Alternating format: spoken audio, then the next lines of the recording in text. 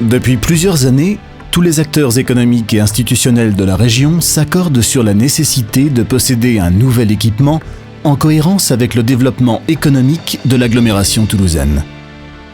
Installé sur l'île du Ramier, au cœur de Toulouse, l'actuel parc des expositions se révèle sous-dimensionné pour la 4e ville de France.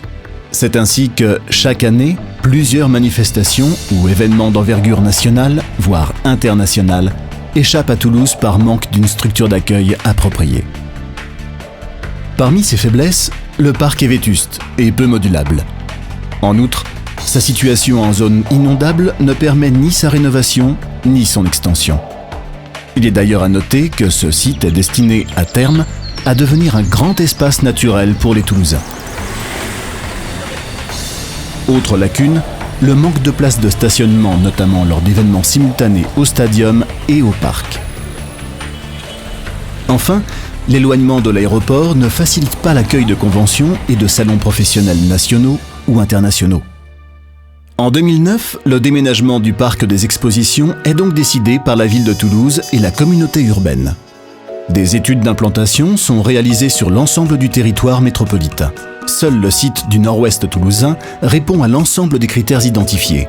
Proximité de l'aéroport, espace foncier suffisant, accès facile en transport en commun et desserte routière existante à conforter. En 2011, Toulouse Métropole lance un concours de maîtrise d'œuvres internationales pour la conception et l'aménagement du nouveau parc des expositions. Le cahier des charges prévoit un équipement adapté aux besoins d'une métropole européenne et inséré dans le paysage. Sur les 51 équipes d'architectes de renom qui ont répondu au concours, le projet de l'Office for Metropolitan Architecture de l'architecte néerlandais Rem Koolhaas est retenu. Le concept architectural est à la fois novateur, audacieux et écologique. Le projet est très compact, donc économe en termes de foncier et de préservation du site. Il intègre des parkings en silo au cœur du parc et positionne la station de tramway à l'entrée même du bâtiment. Quel que soit son mode de transport, le visiteur se trouve immédiatement connecté aux différents halls et espaces de visite du parc. La modularité de l'édifice permet de réunir sur un même lieu salons, conventions, foires et autres manifestations de grande envergure, notamment avec la halle des grands événements.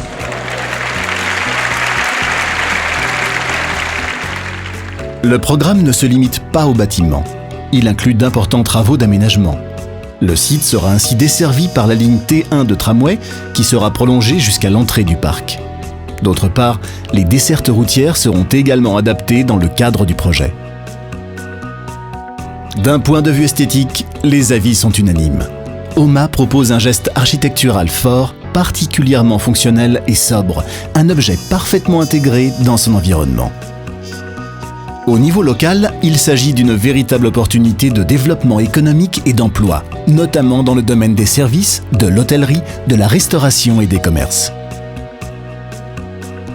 Les étapes clés du projet sont les suivantes. 2011, programme et concours d'architecture. 2012, étude initiale du site, concertation et étude de conception. 2013, étude d'impact, enquête publique et poursuite des études de conception. 2014, début des travaux d'infrastructure.